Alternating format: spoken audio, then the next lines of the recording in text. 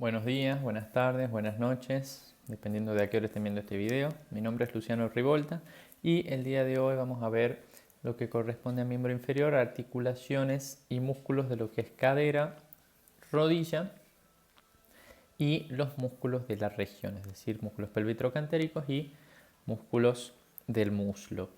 En cuanto a los objetivos que me he propuesto para esta mostración es fundamentalmente entender la anatomía de las distintas articulaciones, los elementos que la componen y su importancia desde el punto de vista anatómico y clínico, así como también entender el aspecto tridimensional de los diferentes músculos que integran las regiones pertinentes al video a dar, entender su función y su importancia desde el punto de vista clínico también en algunas patologías.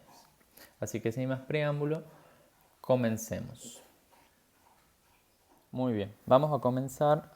Antes de ver lo que son articulaciones de la cintura pelviana y de la rodilla, me gustaría destacar un par de puntos importantes con respecto a los huesos que van a conformar estas articulaciones y además que sirven de inserción a los músculos de la región que también vamos a ver en esta mostración. Entonces, vamos a comenzar con lo que es la pelvis.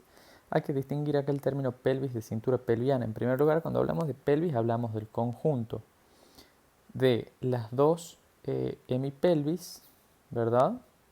Es decir, la izquierda que se las marco en verde y la derecha, más el sacrocoxis van a formar la pelvis. Cuando hablamos de cintura pelviana nos referimos a lo que sería una hemipelvis, es decir, por ejemplo, la que está marcada acá en verde a la izquierda, más el hueso sacro y el coxis, ¿bien? Simplemente como términos importantes, cuando distinguimos lo que es cintura pelviana eh, de lo que es la pelvis ósea propiamente dicha. Entonces, esta pelvis ósea está compuesta por diferentes huesos, como bien sabemos. Tenemos por un lado lo que es acá el sacro en la parte posterior, que forma parte de la columna vertebral, que seguramente ya lo han visto con más detalle en lo que es el parcial el parcial del sistema nervioso. En este caso el sacro, lo que me interesa recordar es que corresponde, digamos, a un hueso formado por la fusión de las 5 vértebras sacras, ¿verdad? Que se fusionan bien en las primeras etapas de la vida y que forman este hueso de forma triangular con una base superior, un vértice inferior y que en la parte posterior, es decir, en su cara posterior, presenta una serie de líneas que son las crestas sacras y voy a usar la aplicación esta para mostrar las líneas esas. Vamos a tener una cresta sacra media, que la voy marcando en verde, las crestas sacras intermedias, la media que corresponde a las apófisis espinosas, las intermedias a la unión de las apófisis articulares y más hacia lateral una cresta sacra lateral. ¿Sí?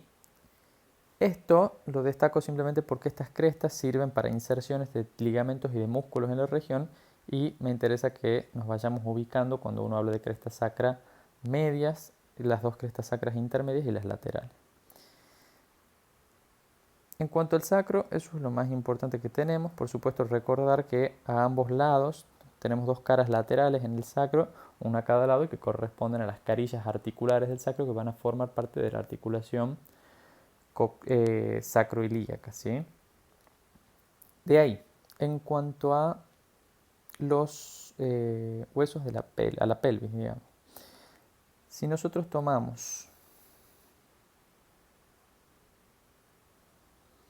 la pelvis, bien, nosotros para describirla vamos a decir que embriológicamente esto está constituido por 3 huesos.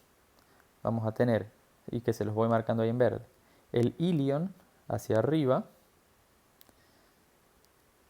el pubis hacia adelante, es decir, hacia anterior, y hacia la parte posterior e inferior tenemos el isquion, ¿sí?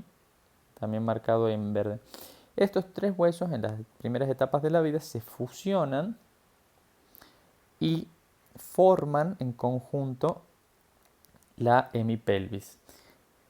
Y el lugar donde se fusionan corresponde básicamente a lo que es el acetábulo, el centro del acetábulo. Entonces, una vez que sabemos que está compuesto por tres huesos, lo otro que me interesa que recuerden entonces es que la pelvis se le distingue, o la hemipelvis se le distingue una cara medial y una cara lateral. En cuanto a la cara lateral, en la parte media tenemos esta formación redonda con forma de una semiesfera hueca que es el acetábulo, ¿sí? Ese acetábulo o cótilo es una depresión entonces sobre la cara lateral que va a servir de superficie articular en la articulación coxofemoral. Y lo otro que tienen que recordar es que esa cavidad está rodeada por lo que se conoce como borde acetabular o ceja cotiloidea, que es toda esta área que está acá, y que ese borde acetabular está interrumpido en la parte inferior, formando la escotadura acetabular. Eso por un lado. Después, hacia la parte superior, tenemos toda esta superficie prácticamente plana, podríamos decir, que corresponde a la cara glútea o fosa ilíaca externa, también llamada, donde se van a insertar los músculos glúteos. El glúteo posterior, glúteo medio y glúteo anterior, mayor, glúteo medio y glúteo menor, en sentido posterior a anterior, y que esas inserciones se las puede dividir, o sea, se las puede dividir dentro de lo que es esta cara por dos líneas que corren a este nivel, que son la línea glútea posterior, que la ven ahí en verde, y la línea glútea anterior. Entre esas dos van a tener la inserción del glúteo medio, hacia posterior la inserción del glúteo mayor y hacia adelante la inserción del glúteo menor. Lo otro importante a destacar sobre esta cara va a ser la presencia de bordes importantes, me interesa que sepan. Es decir, los bordes acá de la pelvis corresponden al borde superior, que forma la cresta ilíaca. Esa cresta normalmente se la va a dividir en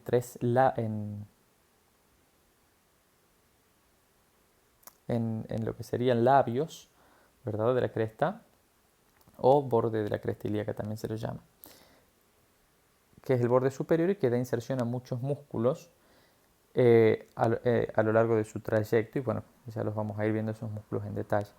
Hacia la parte anterior vamos a tener, en primer lugar, de arriba hacia abajo, lo que es la espina ilíaca anterosuperior, ahí las ven marcadas en morado, una pequeña escotadura seguida de la espina ilíaca anteroinferior, y luego ya lo que corresponde a este borde acetabular. Mientras que en la parte posterior, bien, van a tener también una serie de saliencias que las ven acá, que son la espina ilíaca posterior-superior, una escotadura, la espina ilíaca postero-inferior, ¿sí? Por debajo de la escotadura de la espina ilíaca posterior-inferior tienen la escotadura ciática mayor, que es esta gran escotadura que tienen acá, y la espina ciática, que es esta que está aquí abajo. Importante que las recuerden porque ahí se van a insertar diferentes ligamentos. Y ya por debajo de eso tenemos esta parte que corresponde al isquion y que se denomina tuberosidad isquiática. Simplemente para que vayamos recordando todas estas partes. Hacia adelante vamos a tener el pubis con sus ramas superior e inferior, y en el centro nos queda este foramen que se denomina foramen obturador, que normalmente en el vivo está tapado por por una membrana, que es llamada membrana obturatriz. Y sobre la cara interna no hay mayores detalles. Sí, sepan que tienen hacia la parte superior esto que se llama fosa ilíaca también. Se llama igual que la región anatómica fosa ilíaca, pero en este caso hablamos de la cara medial del ilion, básicamente, donde se va a insertar el músculo ilíaco. Hacia la parte posterior vamos a tener la carilla articular, para la articulación sacroilíaca. Y tenemos aquí una línea que corre, que la ven en morado, que es la línea arcuato, línea innominada, que sigue después el recorrido del pubis y es importante para delimitar una cosa, que ya se las muestro. Eso en cuanto a la estructura de la pelvis. Ahora, cuando tenemos la pelvis completa, bien, lo que les quería decir es que acá podemos establecer, también para que sepan,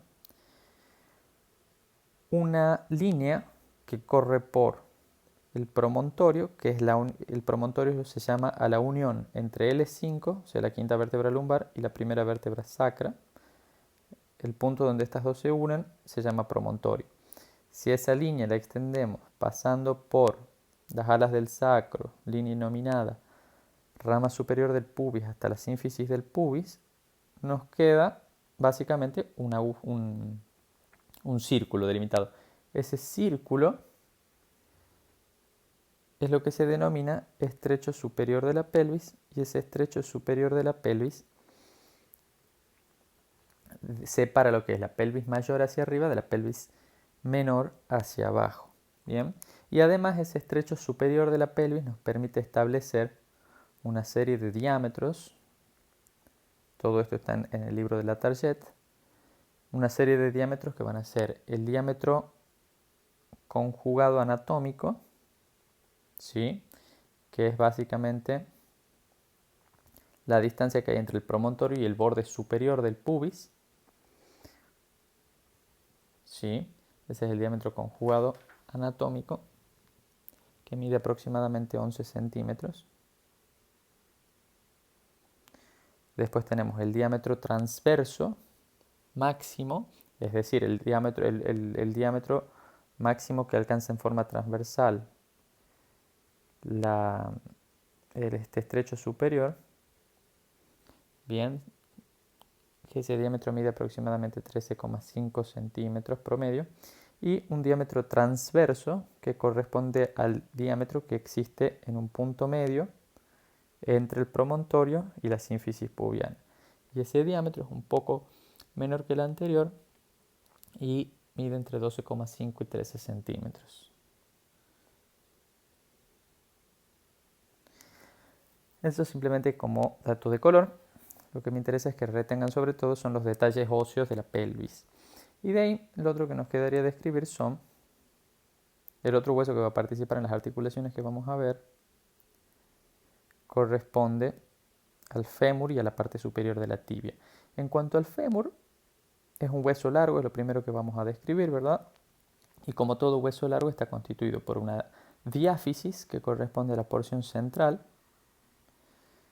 y dos epífisis que corresponde a los extremos distales. Ahora bien, en cuanto a la diáfisis no hay mucho que describir, lo único que me interesa que recuerden es que en la parte posterior, lo que están viendo ahora es la cara posterior, tenemos una línea, ¿sí?, que se denomina línea áspera sobre el borde posterior del hueso. Esa línea áspera está dividida en tres partes, ¿sí?, que las ven ahí marcadas. Una parte externa que es el labio, los dos labios externos, digamos un labio medial y un labio lateral. Y en el centro, lo que ven ahí en verde, que es la zona intermedia de la línea áspera, que está entre los dos labios. Eso es importante porque ahí se van a insertar diferentes músculos que también vamos a ver. Y hacia arriba, esa línea áspera se trifurca, es decir, se divide en tres partes. Y esas tres partes son, va a tener una rama de trifurcación lateral, que también se llama línea glútea, una rama de trifurcación lateral, una rama de trifurcación media, que se llama línea pectínea también, y una rama de trifurcación medial, que se dirige, como el nombre lo dice, hacia la parte interna. Esas 3 líneas también son, me interesa que las sepan porque en ellas se van a estar insertando también diferentes músculos, que era lo que estábamos diciendo recién.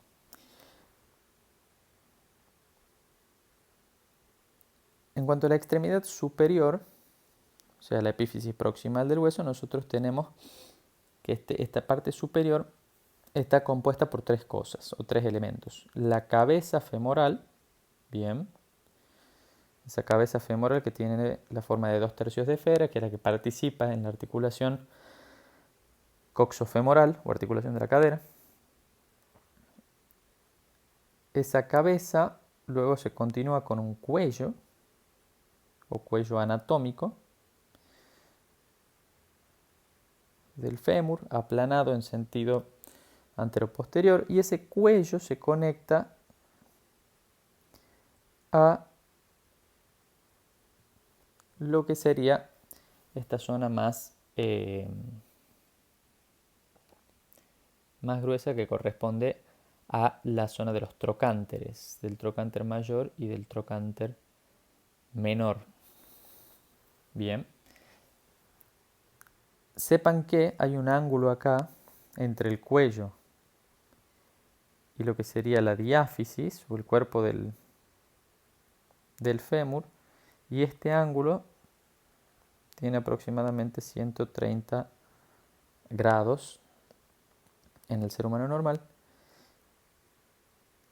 Y bueno, se los nombro para que lo sepan ese ángulo. De ahí, lo que les decía, que en este extremo superior nosotros tenemos dos formaciones, dos o saliencias importantes. Una que corresponde al trocánter, mayor, que es esta saliencia que vemos acá hacia lateral, y hacia medial e inferior tenemos otra saliencia que corresponde al trocánter menor.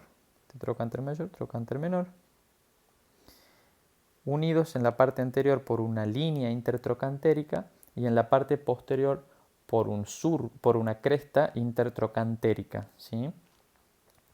Y sepan que sobre la cara medial del trocánter mayor hay una depresión que se llama fosa trocantérica, que sirve de inserción para los músculos pelvitrocantéricos, que los vamos a ver en la parte de miología. Eso en cuanto a la parte superior. En cuanto a la extremidad inferior del fémur, es fundamental que les sepan también repasar algunas cosas que son importantes porque forma parte de la articulación de la rodilla. Acá lo que me interesa que recuerden es que la parte inferior está comprendida por los cóndilos a ambos lados, cóndilos femorales, y en el medio esos cóndilos se unen por una escotadura que es la tróclea femoral. Los cóndilos femorales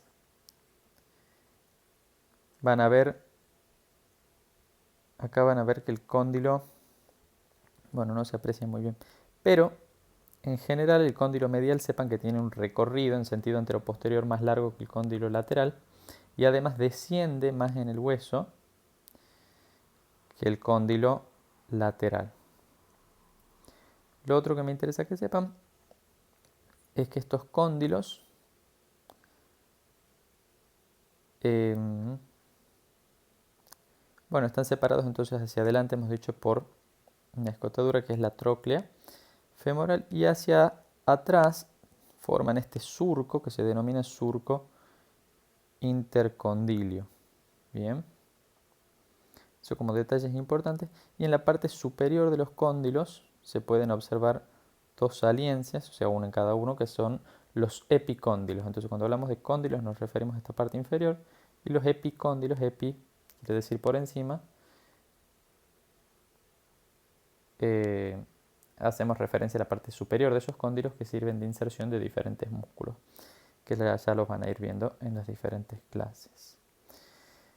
Eso en cuanto al fémur, y me quedaría hablar dos palabras con respecto a la extremidad superior de la tibia. Lo que me interesa que sepan de la extremidad superior de la tibia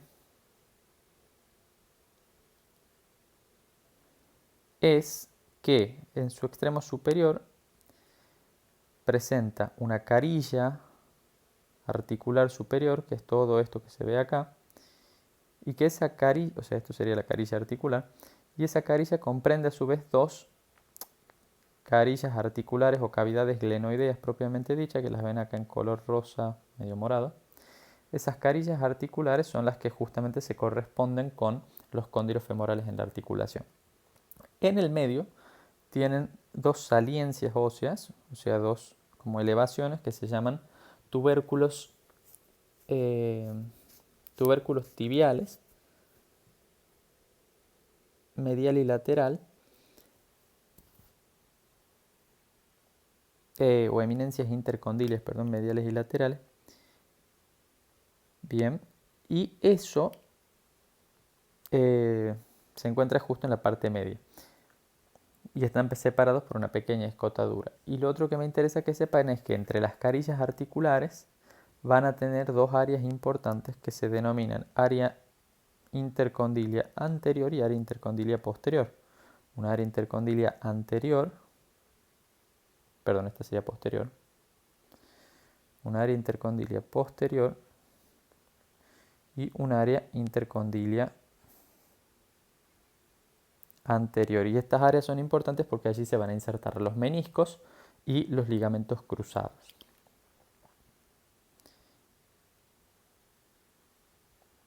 Eso es lo que respecta a los huesos, y con eso ya podemos empezar a hablar en detalle de lo que son las articulaciones del miembro inferior. Bien, ahora arrancamos describiendo lo que son las articulaciones. Vamos a ver en orden la articulación sacroilíaca, la articulación coxofemoral y la articulación de la rodilla. Y de ahí vemos los músculos de la región. En cuanto a la articulación sacroilíaca, como en todas las articulaciones, lo primero que vamos a describir es el tipo. En este caso estamos hablando de una articulación que es de tipo sinovial plana o artrodia, es decir, que tenemos dos superficies relativamente aplanadas que contactan entre sí, que tienen escaso movimiento. En este caso, las superficies articulares corresponden por parte del sacro a la carilla articular del sacro, que es esta que ven aquí, que es convexa, cóncava, perdón, hacia afuera, y la carilla articular del hueso coxal. No me había salido esa palabra cuando hablábamos de generalidades de huesos. El conjunto de ilion, isquion y pubis se denomina hueso coxal, para que sepan. Entonces, por parte del sacro, la carilla auricular del sacro, y por parte del coxal, la carilla auricular del coxal, orientada en sentido medial. Y el conjunto de esas carillas auriculares, en el caso de los huesos coxales, justamente forman esta especie, digamos, esquemáticamente de B, que soporta el peso del sacro y el resto de la columna vertebral, ¿verdad?, que viene hacia arriba, o sea que tienen esa función de fijar y de sostener al hueso sacro y a la columna vertebral. En cuanto a los medios de unión, entonces recuerden eso, que es una articulación plana y por lo tanto tiene escaso movimiento y un encaje prácticamente perfecto. En cuanto a los medios de unión, vamos a tener como siempre una cápsula fibrosa que rodea las superficies articulares formando una especie de manguito. Ahí la pueden ver a la cápsula. En realidad, bueno, esto lo nombra como ligamento sacroiliaco, pero podemos imaginar que es la cápsula cubriendo todas las superficies, y después tenemos una serie de ligamentos. Ligamentos cercanos, podríamos decir, y ligamentos a distancia. O sea, ligamentos intrínsecos, que serían los propios que son espesamientos capsulares, y ligamentos a distancia. Los ligamentos intrínsecos en este caso corresponden a los ligamentos sacroilíacos anteriores. Recuerden que los ligamentos son espesamientos capsulares que refuerzan la articulación en ciertos puntos. Entonces tenemos ligamentos anteriores que van, sacroilíacos anteriores que van desde la cara anterior del sacro, básicamente hacia la cara anterior del hueso coxal, en este caso del ilion, ¿sí?, y ligamentos sacroilíacos posteriores, que son más importantes porque soportan más fuerza que los anteriores, Y bueno, esos sacroiliacos posteriores, la bibliografía los clasifica en posteriores superficiales y profundos. Los superficiales van básicamente desde la cresta ilíaca hacia la cresta lateral y cresta media, y cresta intermedia del sacro. Y los ligamentos profundos posteriores corresponden a ligamentos interóseos, que no se pueden ver acá en la aplicación, pero que son los que se encuentran justamente prácticamente entre las superficies articulares, reforzando la articulación. Pero lo más importante que tienen que recordar son la presencia de 3 ligamentos extrínsecos o a distancia, que son importantes desde el punto de vista de la articulación y desde el punto de vista después anatómico para distinguir una serie de cosas. Por un lado vamos a tener el ligamento iliolumbar, bien, que va desde la apófisis transversa de L5 hasta la cresta ilíaca. Y después vamos a tener, y que lo pueden ver ahí marcado en verde, cómo va desde L5, que es esta vértebra de aquí, hasta la cresta ilíaca. Y después tienen otros dos que son el ligamento sacrotuberoso y el ligamento sacroespinoso. El ligamento sacroespinoso lo pueden ver aquí. Es un ligamento que se extiende básicamente desde el borde lateral del sacro y coxis hasta la espina ciática en el hueso coxal. Sí, ese lo puede ver bien acá. Y por detrás de ese ligamento, es decir, posterior al ligamento sacroespinoso, tenemos este más grande que es el ligamento sacrotuberoso. El ligamento sacrotuberoso va desde la espina ilíaca, fíjense cómo toma lo que sería espina ilíaca posterior superior, espina ilíaca posterior inferior, a nivel de la cresta ilíaca. Se inserta también en lo que es el borde lateral del sacro y del coxis y termina inferiormente en lo que es la parte posterior y medial de la tuberosidad isquiática, es decir, acá abajo. Esta parte de acá es la tuberosidad isquiática y termina en la parte posterior medial de la tuberosidad. Y estos ligamentos son importantes porque, si se fijan, recuerden siempre que el ligamento sacrotuberoso, que es este grande, es posterior al sacroespinoso. Y esos dos ligamentos me van a delimitar dos forámenes acá en la parte posterior, que los vamos a ver después en realidad, pero para que sepan, que son el foramen ciático mayor y el foramen ciático menor, muy importante desde el punto de vista anatómico. Foramen ciático mayor, foramen ciático menor. El ciático mayor es el que está comprendido acá entre lo que sería la escotadura esta del hueso coxal, que es la escotadura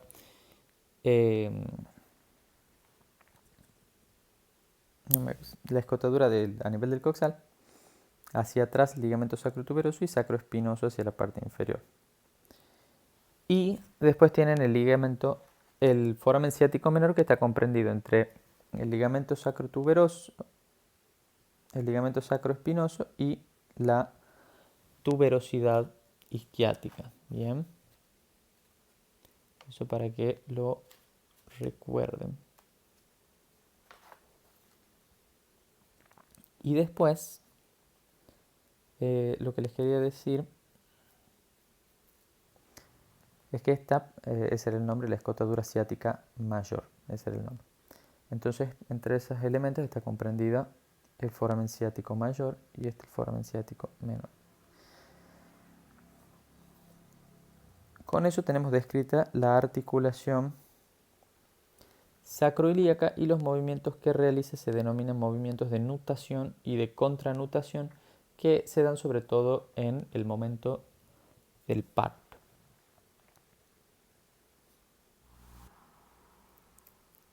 Bien, la siguiente articulación que vamos a describir es la articulación coxofemoral o articulación de la cadera.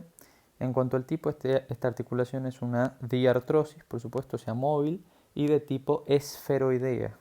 ¿Eso qué quiere decir? Que tenemos una superficie prácticamente en forma de esfera que se articula con una superficie cóncava y que se caracteriza por presentar movimientos en todas las direcciones, es decir, que puede hacer movimientos de circunducción.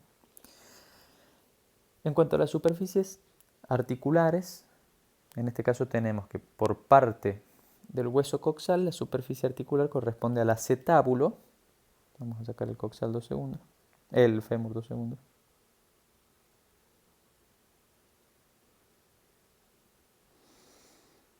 Ese acetábulo, ¿sí?, presenta dos porciones. Una porción externa más clara, que pueden ver acá, que es la porción articular del acetábulo, que se denomina carilla semilunar, y esa carilla semilunar es articular, es decir, forma parte del medio de articulación. Mientras que la parte central que ven acá es no articular y se denomina fosa acetabular o fondo del acetábulo. ¿Sí? Entonces, la parte articular, carilla semilunar, y la parte no articular, la fosa acetabular. Recuerden bien eso. Y recuerden también que el acetábulo tenía su borde acetabular en la parte externa. Era este de acá. Y que estaba interrumpido abajo por la escotadura acetabular. Eso en cuanto al medio de unión por parte del hueso coxal, por parte de la cabeza femoral. Por parte del fémur, mejor dicho, la superficie articular corresponde a la cabeza femoral, que como ya habíamos dicho tenía la forma de 2/3 de esfera, orientada en sentido posteromedial, y que se articula, como ya hemos dicho, se corresponde con el acetábulo. Y además de esto tenemos como otro medio de unión esto que es el labrum acetabular, ¿sí?, o rodete acetabular, que amplía la superficie de unión entre ambos elementos. Bien, y ese rodete en la parte inferior a nivel de la escotadura no se interrumpe, ¿sí?, sino que forma un puente de fibras a lo largo de esa escotadura que se denomina ligamento transverso del acetábulo. Eso en cuanto a las superficies. En cuanto a los medios de unión, vamos a tener básicamente una cápsula que se inserta alrededor de ese borde acetabular en la zona del coxal, llegando hasta la parte del pubis, cresta pectínea, eminencia iliopúbica, y que a nivel del fémur se inserta a distancia de las superficies articulares, a nivel de la base, digamos, o de la parte distal del cuello femoral. Y por otro lado vamos a tener los ligamentos, que tenemos 3 ligamentos que son los fundamentales y un ligamento que son externos, digamos, y un ligamento intraarticular. El ligamento intraarticular, se lo nombro rápidamente, corresponde al ligamento de la cabeza femoral, que básicamente es un ligamento que sale de esta depresión que se ve acá, bien, que es la fosita de la cabeza del fémur, y de esa fosita articular del fémur sale un ligamento que es el ligamento de la cabeza del fémur o ligamento redondo, que se inserta a nivel de la fosa acetabular, que es la parte no articular del acetábulo. Bien. Y después tenemos 3 ligamentos de refuerzo que son importantes, que corresponden. Y son fáciles de recordar las inserciones porque el nombre nos indica la inserción, y que corresponden a los ligamentos iliofemoral, pubofemoral e isquiofemoral. El ligamento iliofemoral, que lo ven acá, que se extiende desde la espina ilíaca anterosuperior y se divide en 2 fascículos, uno transverso, que es este que va hacia arriba, que termina a nivel del trocánter mayor o del borde anterior del trocánter mayor, y uno inferior o descendente, que se ubica por delante del trocánter menor. Bien, ese es el ligamento iliofemoral. Por debajo de ese ligamento vamos a tener el ligamento más profundo, el ligamento pubofemoral, que es este que les marco ahí en verde. El ligamento pubofemoral, como el nombre lo indica, va desde el pubis, en la zona de la eminencia iliopúbica, línea pectínea, y básicamente parte de la rama superior del pubis, y desde allí se dirige en sentido lateral para terminar, bien, a nivel por encima del trocánter menor, en lo que sería la línea intertrocantérica. Y de ahí nos quedaría un último ligamento que era el isquiofemoral, que como el nombre también lo indica, isquio va desde el isquion, o sea, desde la tuberosidad isquiática en su parte lateral, para terminar situándose lateralmente en el fémur a nivel de la fosa trocantérica. Recuerden la fosa trocantérica donde hemos dicho que se insertaban los músculos pelvitrocantéricos. Bueno, ahí también se inserta el ligamento isquiofemoral. Eso en cuanto a los medios de unión. Por supuesto, como toda articulación de tipo diartrosis, va a tener una sinovial que lo recubre por dentro y va a estar vascularizada esta articulación por ramas de la arteria femoral profunda, ramas de la arteria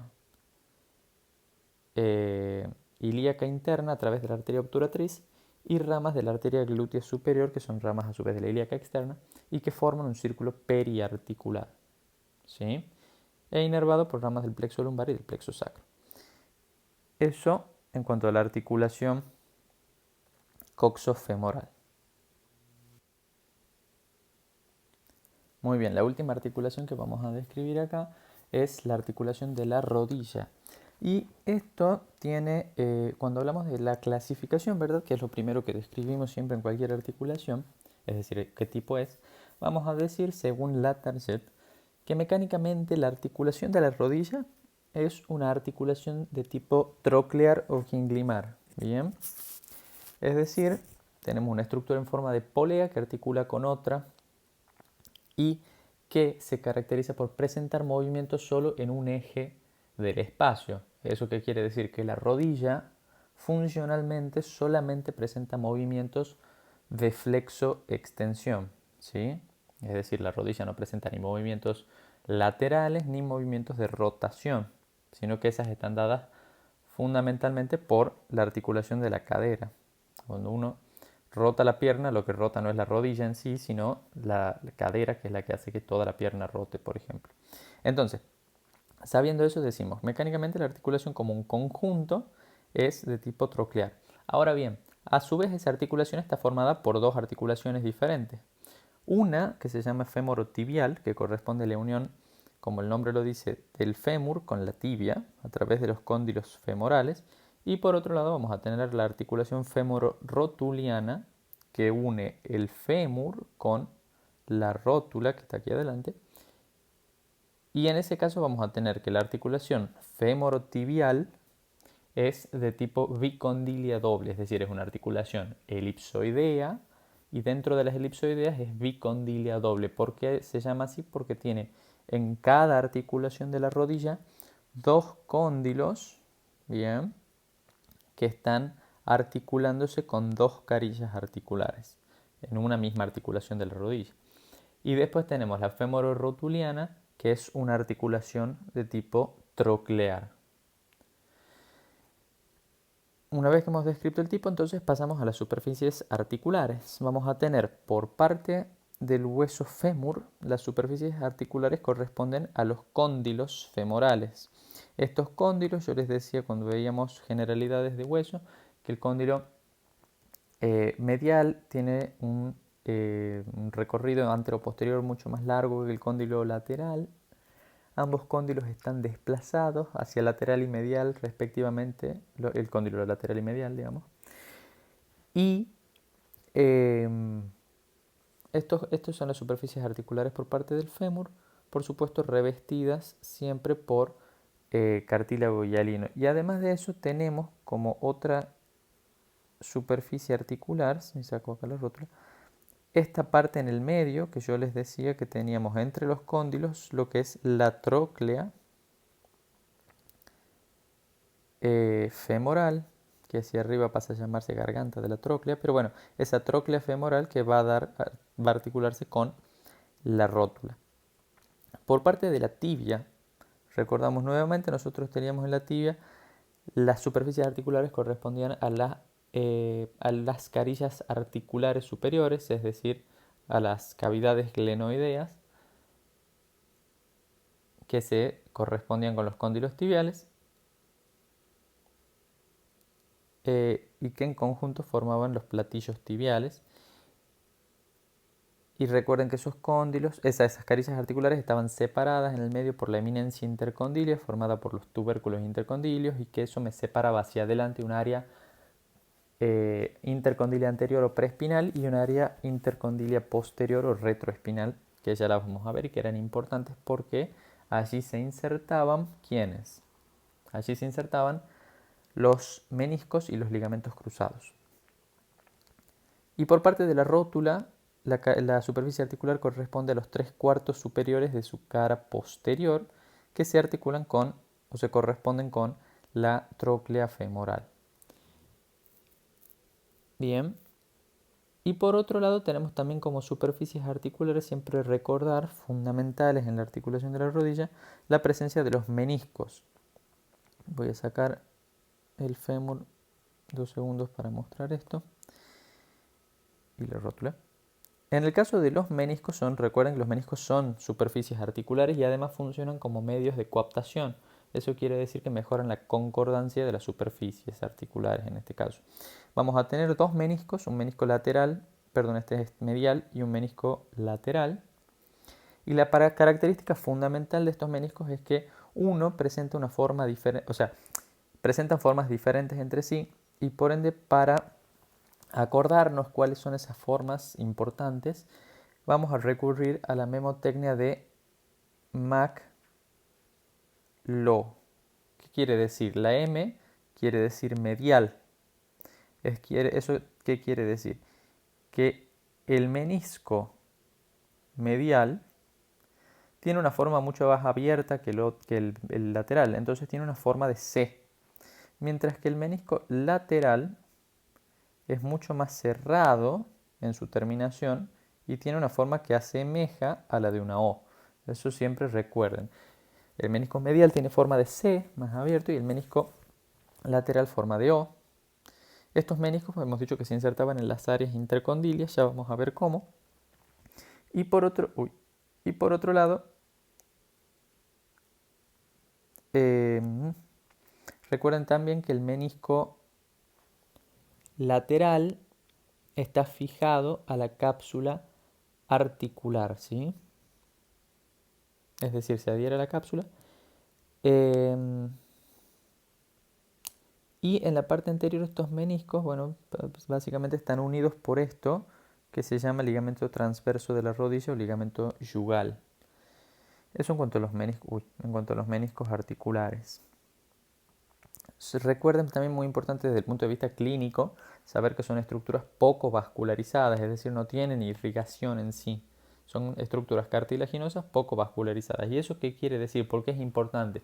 Porque cuando nosotros tengamos una lesión de ese cartílago, ya sea por un proceso degenerativo como una artritis o una artrosis, o bien por un proceso traumático como, por ejemplo, individuos que juegan deportes de contacto o sobreesfuerzos, o sea, esfuerzos excesivos en la articulación para un individuo dado, genera o puede generar rotura de esos meniscos. Y cuando esos meniscos se lesionan, dependiendo por supuesto del tipo de lesión y demás, pero como regla general tardan, digamos, las lesiones nunca cicatrizan. ¿Por qué? Porque justamente es una estructura que no tiene vascularización, por lo tanto no tiene capacidad de recibir diferentes elementos celulares y humorales para repararse cuando se lesiona. Por eso es importante cuidarlos y por eso es también todo un tema cuando se lesionan o se rompen de forma grave, porque uno termina necesitando un tratamiento quirúrgico muchas veces, aunque como dato de color hoy en día están de moda también las terapias con células madre para ayudar a regenerar esos cartílagos. En fin, continuando con la mostración, ya hemos visto las superficies articulares y pasamos a los medios de unión. En cuanto a los medios de unión, volvamos a nuestra pierna completa. En cuanto a los medios de unión, como siempre vamos a tener en primer lugar una cápsula articular. Ahí está. Una cápsula articular que se fija, es importante que sepan más o menos las inserciones, sí, tienen que saber que la cápsula se inserta alrededor de la superficie articular en la rótula, que a nivel del fémur llega, como pueden ver acá, hacia la garganta de la tróclea y hacia la cara anterior del fémur, y desciende lateralmente por debajo de lo que serían los epicóndilos femorales, mientras que hacia la parte posterior vuelve a subir y cubre totalmente la parte posterior de los cóndilos femorales. Bien, formando acá atrás esto que se denomina, uno a cada lado, los casquetes medial y lateral. Y en la parte inferior, por supuesto, la cápsula va a llegar hasta la tibia, donde también se fija alrededor de lo que serían los cóndilos tibiales. Los cóndilos tibiales corresponden básicamente a un cóndilo medial y lateral, a estas áreas que están por debajo, en el extremo superior de la tibia, pero por debajo del extremo de la carilla articular superior. Eso en cuanto a la cápsula. Y por supuesto lo más importante acá para ver van a ser los ligamentos, que se pueden clasificar en anteriores, ligamentos posteriores, laterales y ligamentos cruzados. Los ligamentos anteriores corresponden por un lado al tendón rotuliano y por otro lado corresponden al tendón rotuliano y a los retináculos o aletas rotulianas. El ligamento rotuliano básicamente es un conjunto de fibras tendinosas que se extienden desde la rótula hacia la tuberosidad de la tibia. Este ligamento, que es un conjunto de fibras que unen la rótula a la tibia, es fundamental, por un lado, porque justamente es el principal efector a la hora de realizar movimientos, por ejemplo, de extensión de la pierna sobre el muslo. Cuando nosotros estamos sentados, por ejemplo, y llevamos la pierna, extendemos la pierna, la fuerza está dada, ¿verdad?, por los músculos del cuádriceps, pero toda esa fuerza recae en este tendón, que es el que me tracciona la pierna. Por otro lado, este tendón va a estar reforzado siempre por fibras del músculo recto femoral, que ya lo vamos a ver, y que el recto femoral viene acá y le da fibras tendinosas a este ligamento, formando lo que es el tendón propiamente dicho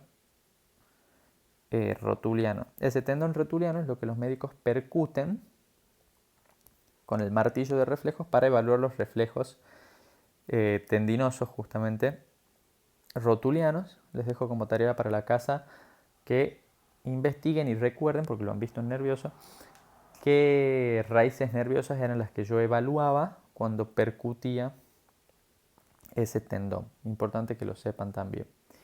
De ahí, siguiendo con los ligamentos, tenemos eso, y los retináculos, que en realidad los retináculos rotulianos son simplemente un conjunto de fibras verticales que se extienden de la cápsula, digamos, que se extienden entre la tibia y el fémur, a ambos lados de lo que sería el ligamento rotuliano. No es mucho más que eso.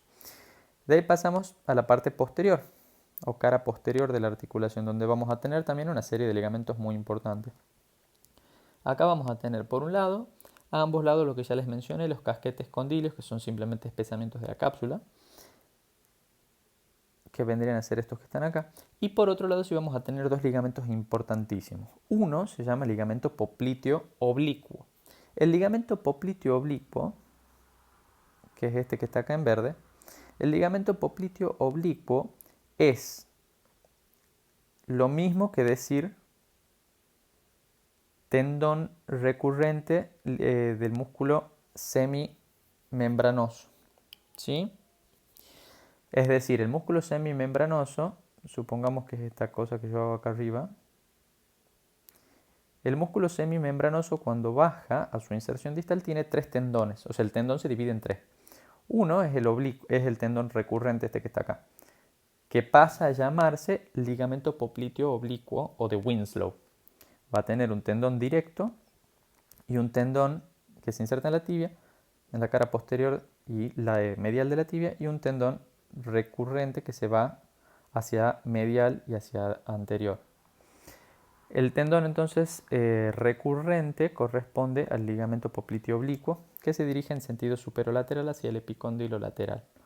Y después tenemos otro ligamento importante, que es el popliteo arcuato. Este ligamento popliteo arcuato, que básicamente se extiende, tiene dos conjuntos de fibras, unas laterales y unas mediales, que van básicamente desde el cóndilo lateral del fémur, o desde el epicóndilo lateral del fémur, se extienden las laterales hacia la cabeza del peroné y las mediales hacia la tibia. En realidad, si las graficamos bien, porque acá están como raras, tendríamos unas laterales que van hacia el peroné y otras hacia la tibia. Y entre esos pueden ver acá, queda delimitada una arcada, es decir, un arco. Por ese arco pasa un músculo de esta forma que se denomina músculo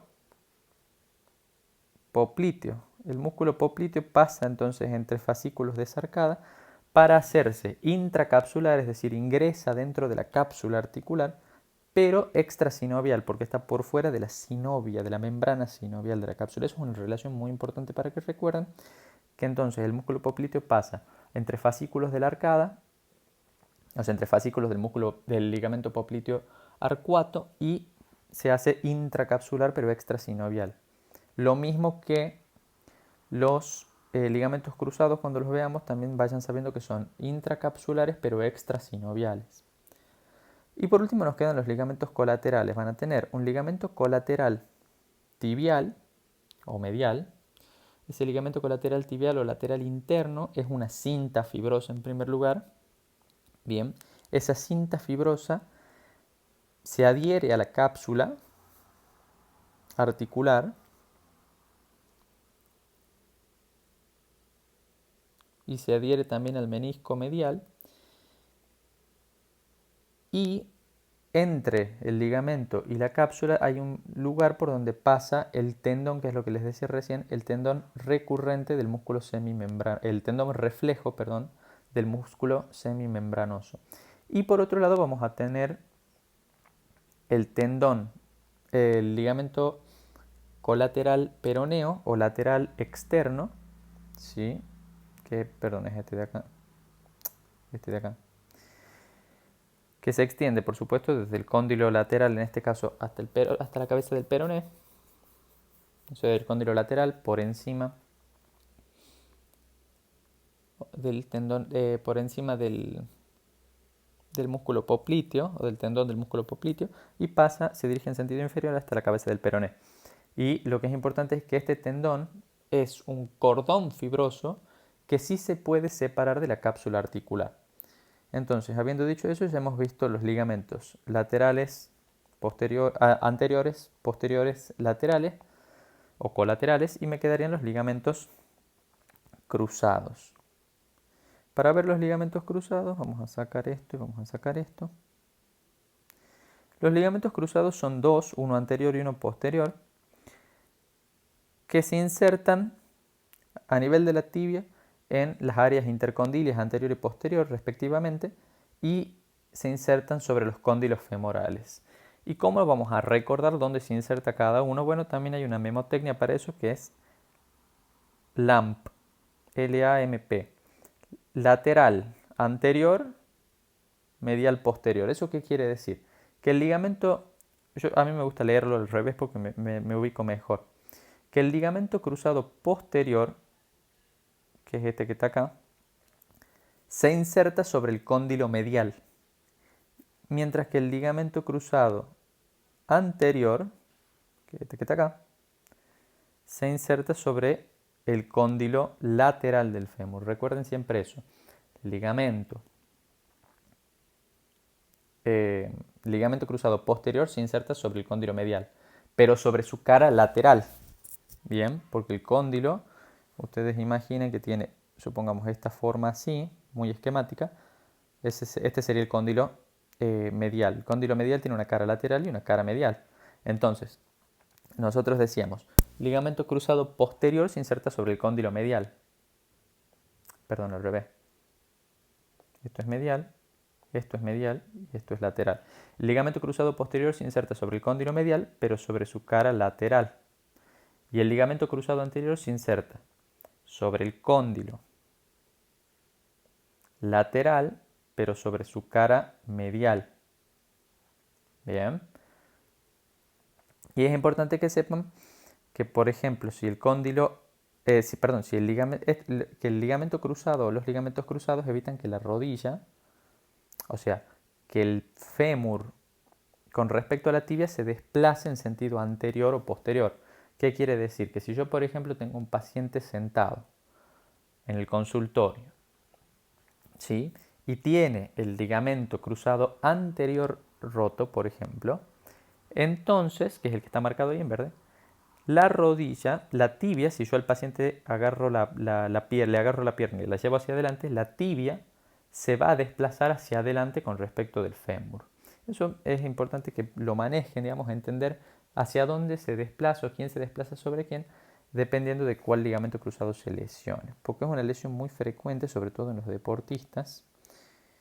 Y por eso es tan importante también estudiar la articulación de la rodilla, la coxofemoral, porque por la implicancia que tiene clínicamente, digamos, porque son articulaciones que se lesionan muy frecuentemente. Así que con eso tenemos descrito esto. Y lo que me faltaba decirles era que en las áreas intercondilias los elementos tienen una disposición importante para aprender.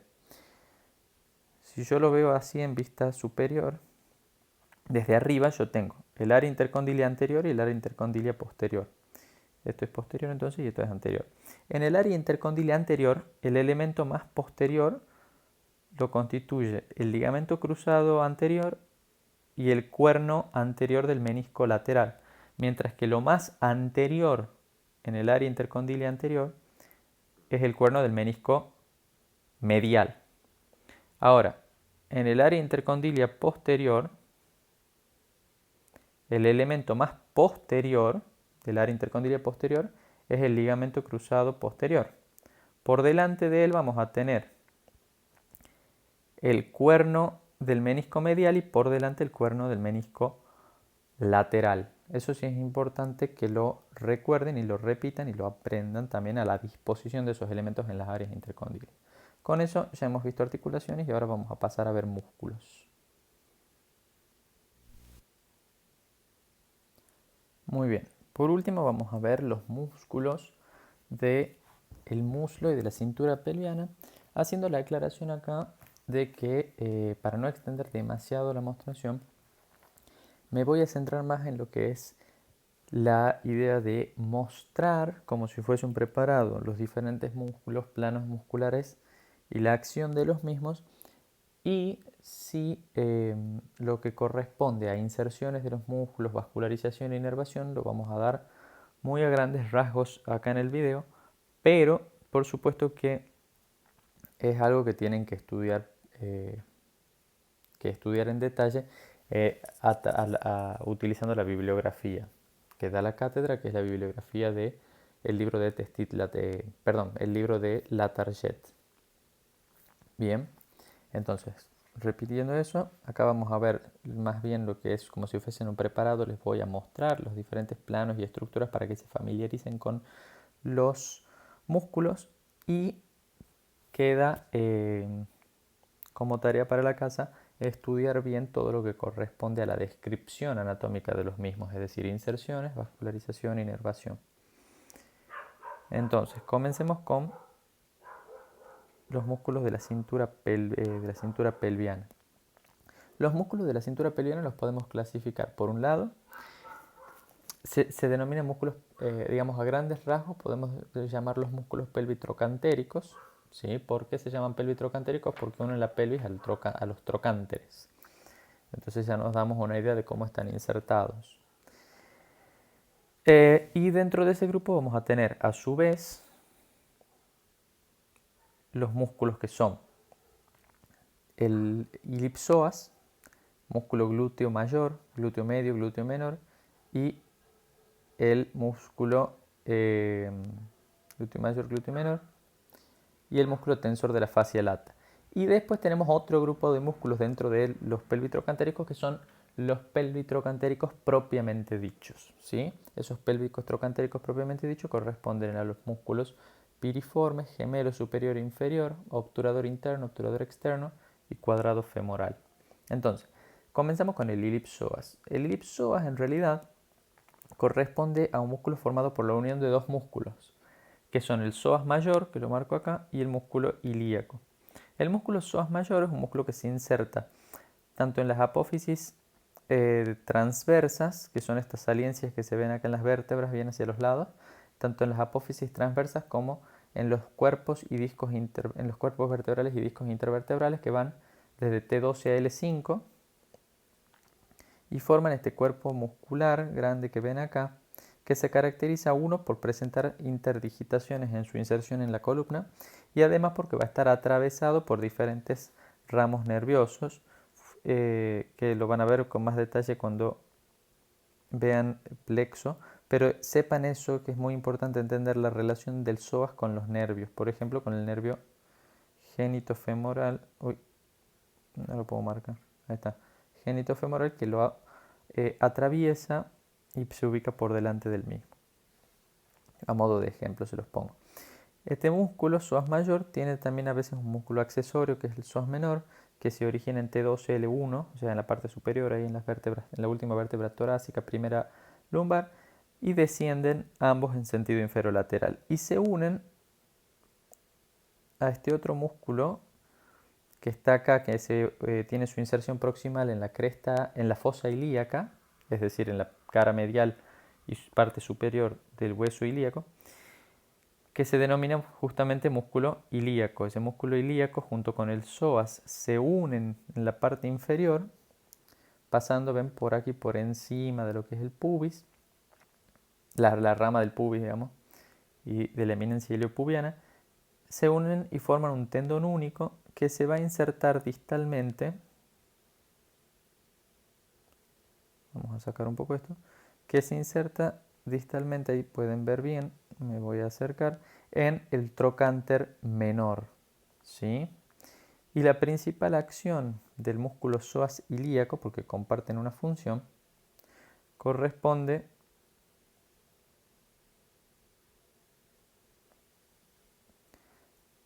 digamos, por un lado a la flexión del tronco sobre las piernas, digamos, a la flexión del tronco. Además de la flexión del tronco,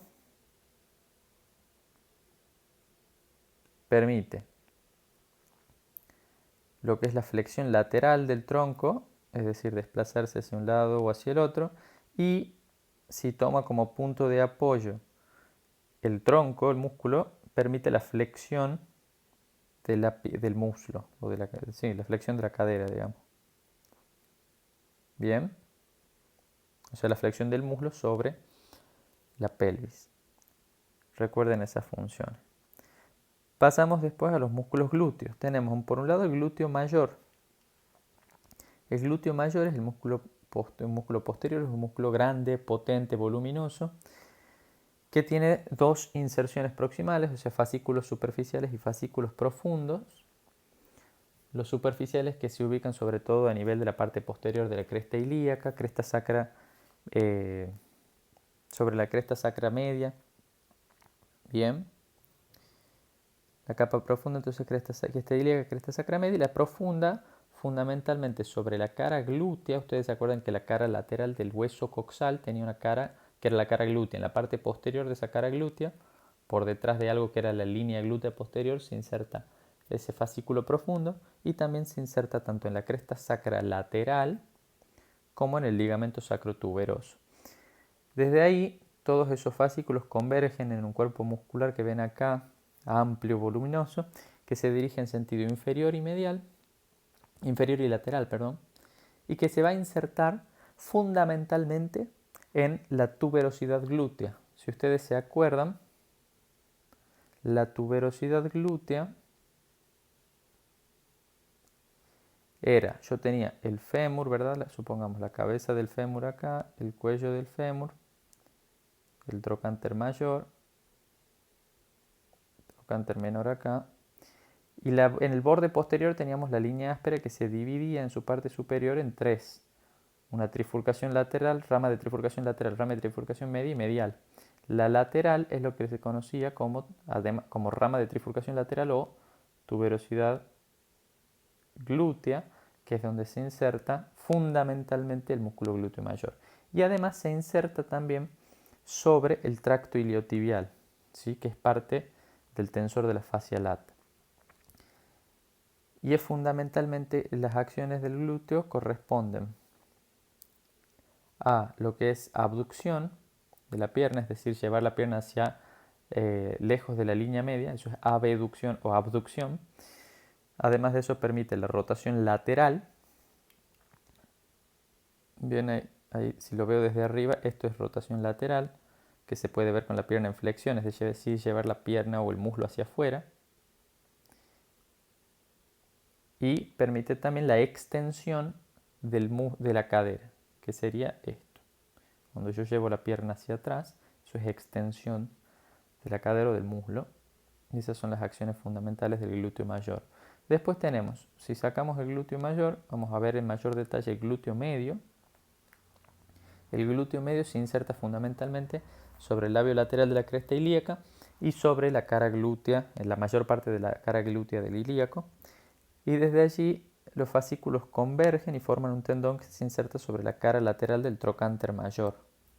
Ahí se ve el trocánter mayor, esto sería el fémur en verde, y sobre esa cara lateral se está insertando el glúteo medio. El glúteo medio, entonces se lo puede ver ahí. El glúteo medio fundamentalmente es un músculo abductor, bien, y no solo es abductor, sino que es muy importante desde el punto de vista de la marcha porque es el que estabiliza la cadera, es decir, permite que la caminata sea armónica a la marcha. ¿Y eso cómo se ve? Si ustedes buscan van a ver que cuando un paciente presenta una lesión del glúteo medio, o sea, por ejemplo una lesión nerviosa que daña el glúteo medio, cuando el paciente camina, lo normal es que se mantenga una línea, digamos, estable en la marcha que está dada justamente por el glúteo que estabiliza la cadera. Ahora, cuando un glúteo falla, en cada paso, supongamos que el glúteo derecho en este caso es el que falla, cuando el paciente apoya el pie derecho o la pierna derecha en el paso, la cadera se cae. O sea, van a ver que el desnivel en vez de estar así, normal, nivelado, va a estar así cuando el paciente apoya justamente la pierna lesionada. Bien, esto se conoce como signo de Trendelenburg y es justamente un indicador de lesión del glúteo medio. Y además es rotador también lateral por medio de sus fibras posteriores.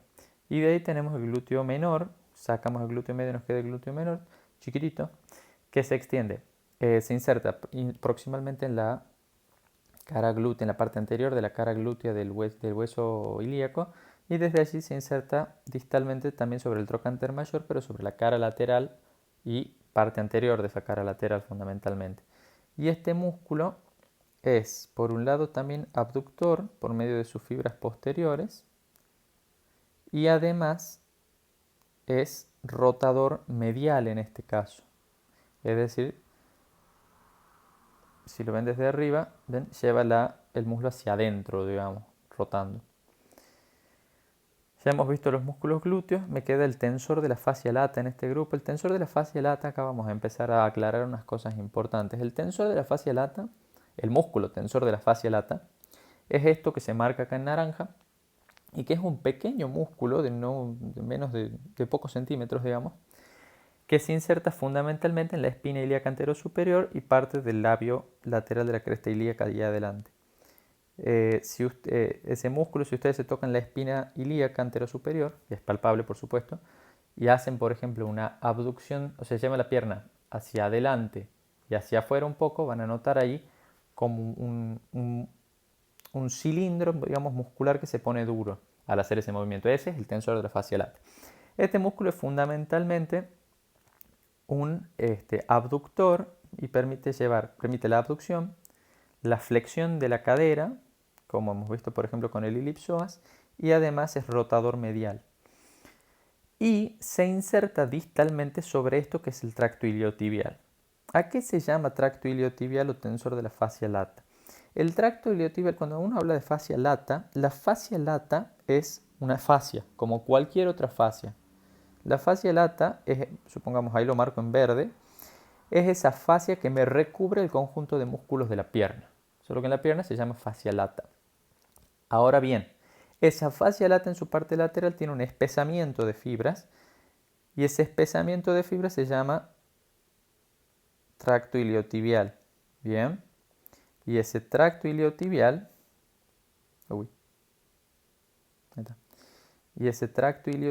que es esto que está acá, arriba, digamos, es donde se inserta distalmente el tensor de la fascia lata, y este tracto iliotibial también de inserción hemos dicho hace un rato a otro músculo importante que era el glúteo mayor, correcto. De ahí, ya hemos visto estos músculos, sigamos con el resto que teníamos. Si hemos visto eso, nos quedarían los pelvitrocantéricos. En el caso de los pelvitrocantéricos, en cuanto a la acción, todos los músculos pelvitrocantéricos son rotadores laterales, desde ya. Todos son rotadores laterales. Para verlos, nosotros tenemos que sacar acá los glúteos, los músculos glúteos, y vamos a ver todo este manojo de músculos que se ve acá, que corresponde a los músculos pelvitrocantéricos. Y estos músculos, ¿cómo se disponen?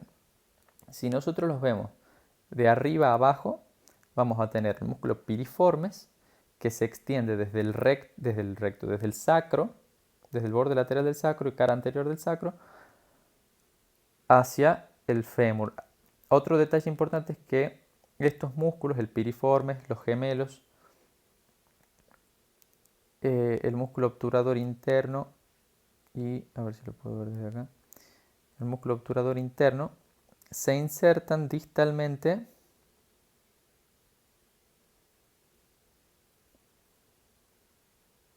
sobre, digamos, la cara medial de lo que es el trocánter mayor en una zona que se llama fosa trocantérica, ¿sí?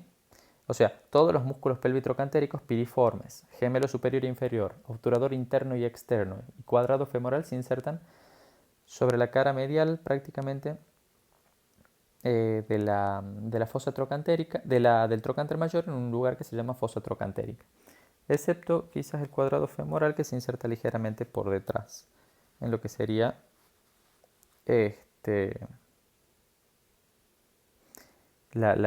más bien la cresta intertrocantérica. Entonces, el piriformes es este que tenemos acá. Por debajo del piriformes tenemos el músculo gemelo superior. El gemelo superior, en este caso, se extiende desde, acá lo pueden ver, desde la espina ciática más bien. ¿Ven? Esta es la espina ciática hasta, bueno, el trocánter mayor, hasta la fosa trocantérica. Después tenemos el obturador interno que tapa, como ven acá, todo lo que es el foramen obturador. Bien, ese foramen obturador tiene una membrana en realidad que lo obtura justamente.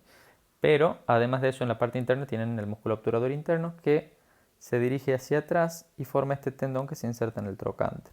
Por debajo el gemelo inferior, que va desde la tuberosidad isquiática al trocánter mayor, a la fosa trocantérica, y por debajo el cuadrado femoral, que se extiende desde el borde lateral o parte lateral de la tuberosidad isquiática también hasta el trocánter mayor.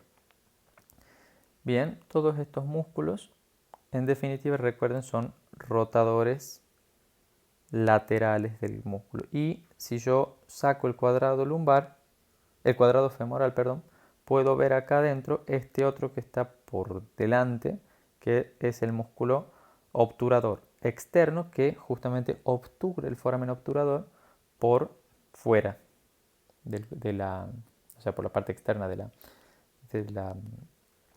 pubis, digamos, o del coxal, y también va hacia la fosa trocantérica. Eso en cuanto a los músculos pelvitrocantéricos. De ahí pasamos a los músculos de la pierna. Y los músculos de la pierna los podemos clasificar en anteriores, mediales y posteriores, ¿sí? Los músculos anteriores corresponden al cuadrado femoral, al músculo cuádriceps femoral y al músculo sartorio. El músculo, vamos a empezar describiendo el sartorio, que es más superficial. El músculo sartorio es este músculo largo que ven aquí, que se extiende desde la espina ilíaca anterosuperior arriba y desciende en sentido inferomedial. Forma parte acá arriba de algo que se llama triángulo femoral, que lo van a ver bien en detalle. El triángulo femoral está formado por el sartorio, el aductor largo y el ligamento inguinal, que tendría que estar acá. Esto se llama triángulo femoral. Lo van a ver bien cuando vean vascularización del miembro inferior, porque de ahí viene su relevancia. Y el sartorio termina abajo insertándose en la tibia en su aspecto anteromedial, en algo muy importante que sepan que se llama pata de ganso o pesancerinum. En español, pata de ganso. La pata de ganso se llama así porque es básicamente una inserción, o sea, una impresión que se deja en el hueso con forma de pata de ganso, donde se van a insertar tres músculos. El músculo sartorio, bien, el músculo semitendinoso y el músculo grácil. Esos tres músculos se insertan en la pata de ganso. Recuerden, músculo sartorio, músculo grácil en realidad, y de ahí el músculo semitendinoso. Entonces ya hemos visto el sartorio y por detrás del sartorio, por debajo, vamos a tener el siguiente plano muscular que es, bueno, en realidad son más o menos el mismo plano, que es el cuádriceps femoral. El cuádriceps, como el nombre lo indica, está formado por 4 cabezas musculares, es decir, así como el tríceps eran 3, en este caso son 4. Y el cuádriceps, fundamental, la función del cuádriceps es la extensión por un lado, es el músculo más potente dentro de los músculos extensores. Bien, lo que hace es extender por un lado la pierna sobre el muslo y además contribuye a llevar el muslo hacia el tórax, es decir, flexión de ambos elementos.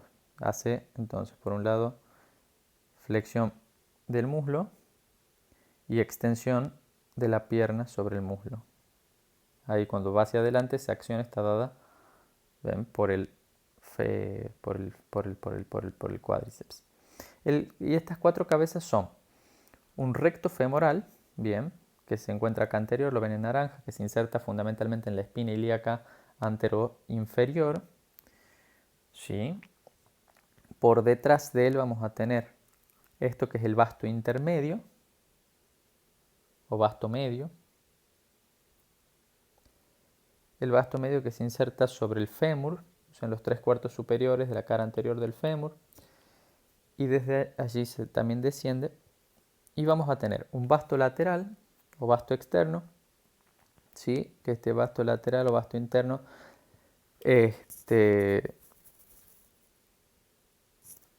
tiene varias inserciones, fundamentalmente sobre el borde, sobre el trocánter mayor, sobre el labio lateral de la línea áspera y sobre la rama de trifurcación lateral de esa línea, o sea, esa tuberosidad glútea de la que hablábamos antes.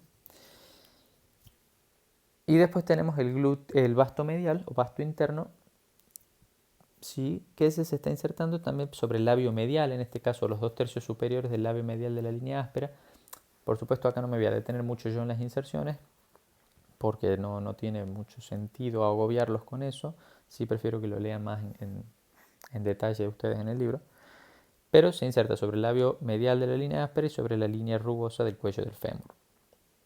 Esas son las inserciones superiores. Ahora, estas 4 cabezas lo que hacen abajo es converger, o sea, se juntan en un único tendón que terminan formando el tendón del cuádriceps, que se inserta fundamentalmente sobre la rótula y además va a dar refuerzo a la articulación de la rodilla y refuerzo al ligamento rotuliano, formando el tendón rotuliano, que es este de acá abajo, que si se acuerdan, era el tendón que iba desde la rótula hasta la tuberosidad tibial.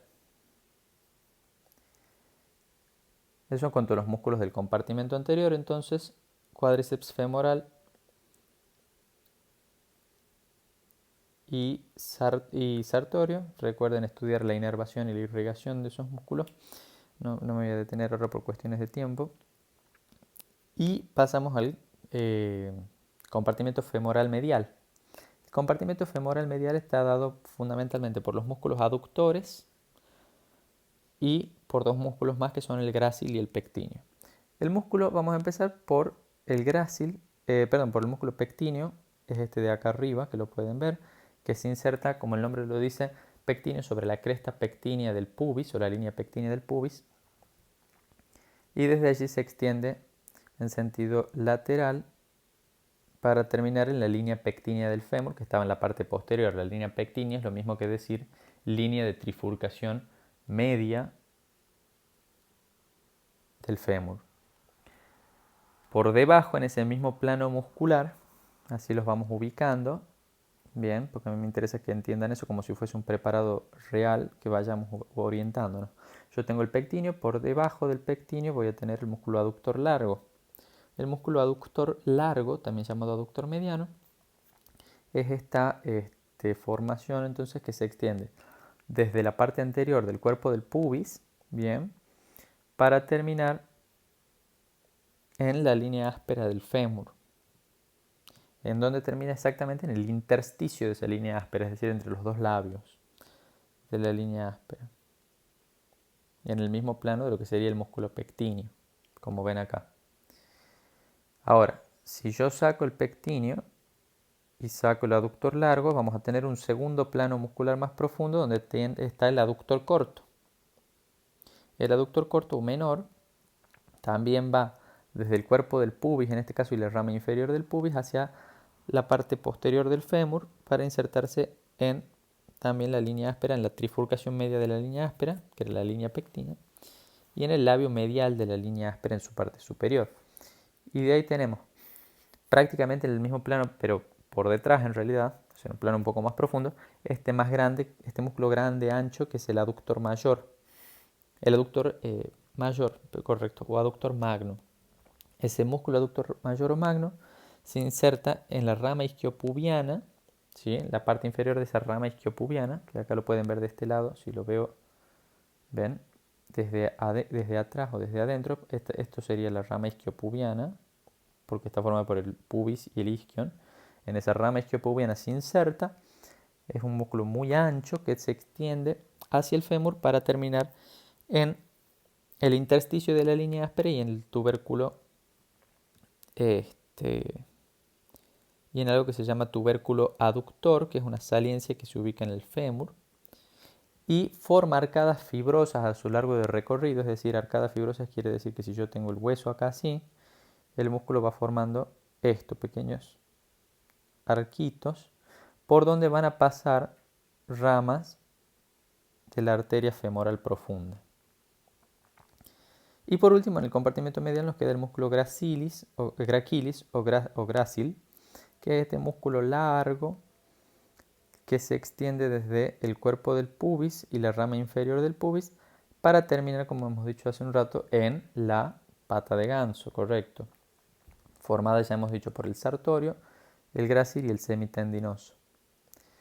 En cuanto a la acción, fundamentalmente los músculos del compartimento anterior, ya hemos dicho que son extensores de la pierna, flexores del muslo sobre la cadera, y que los del compartimento medial son fundamentalmente aductores. ¿Sí? Son músculos fundamentalmente, entonces hemos dicho, aductores.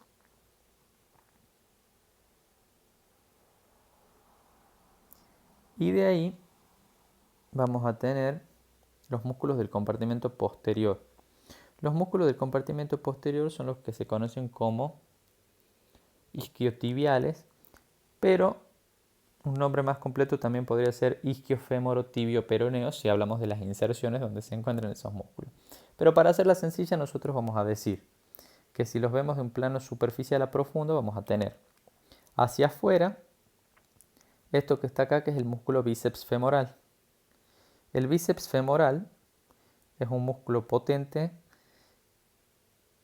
que se encuentra, que se inserta, tiene dos cabezas, una cabeza grande, que es esta que la ven acá, y una cabeza larga y una cabeza corta, que es esta más chiquita que se ve acá.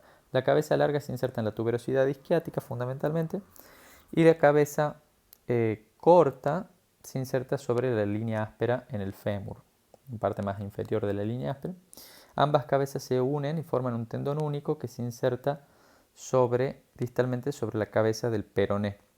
Y la función principal de ese músculo corresponde a la flexión, en este caso, de la rodilla, o sea, la flexión de la pierna sobre el muslo. ¿Ven? Todos los isquiofémoro-tibio-peroneos van a tener esta función predominantemente, o sea, los músculos del compartimento posterior. Hacia medial, en el mismo plano que el bíceps, vamos a tener el músculo semitendinoso, que es este que se ve acá. El músculo semitendinoso como el nombre lo indica, se llama semitendinoso porque la parte distal del músculo, como la ven acá, es un largo tendón, o sea, termina en un tendón muy largo, por eso se llama semitendinoso. Y se extiende desde la tuberosidad isquiática también, solo que sobre la parte medial de la tuberosidad isquiática se inserta, y desciende para terminar, como hemos dicho, sobre la pata de ganso, en la cara anteromedial de la tibia, del cóndilo tibial, ¿no? Eso sería el plano más superficial. Si yo saco el músculo bíceps femoral y saco el músculo semitendinoso, por detrás, o sea, profundo al semitendinoso, vamos a tener el músculo semimembranoso. Importante esa aclaración. El músculo, digamos, si lo vemos de frente, el músculo semitendinoso es posterior al semimembranoso.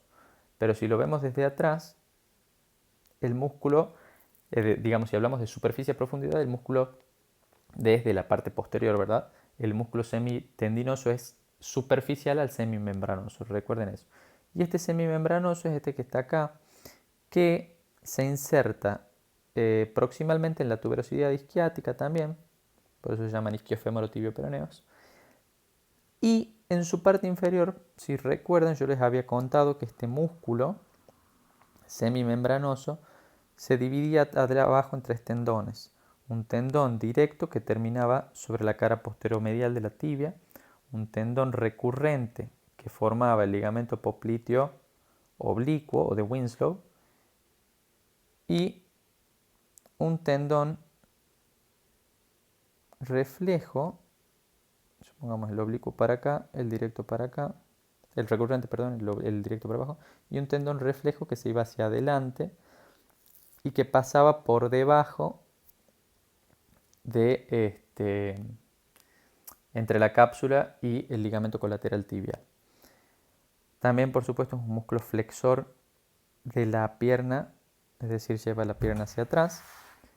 Y con esos músculos ya tenemos entonces bíceps semitendinoso y semimembranoso conforman el compartimento posterior de los músculos del muslo. Y con eso ya tenemos visto los músculos de los compartimentos de la pierna. Ya hemos visto la acción y les queda a ustedes, por supuesto, aprender bien lo que es las inserciones, bien en detalles, para conocer bien eso, es muy importante. Y por supuesto ir viendo vascularización y inervación, que de todos modos lo van a seguir repasando en el TP correspondiente a inervación e irrigación del miembro inferior. Así que bueno, eso es todo con la mostración, espero que les haya sido útil y que hayan podido sacarle provecho. Muchas gracias por su atención y nos estamos viendo pronto.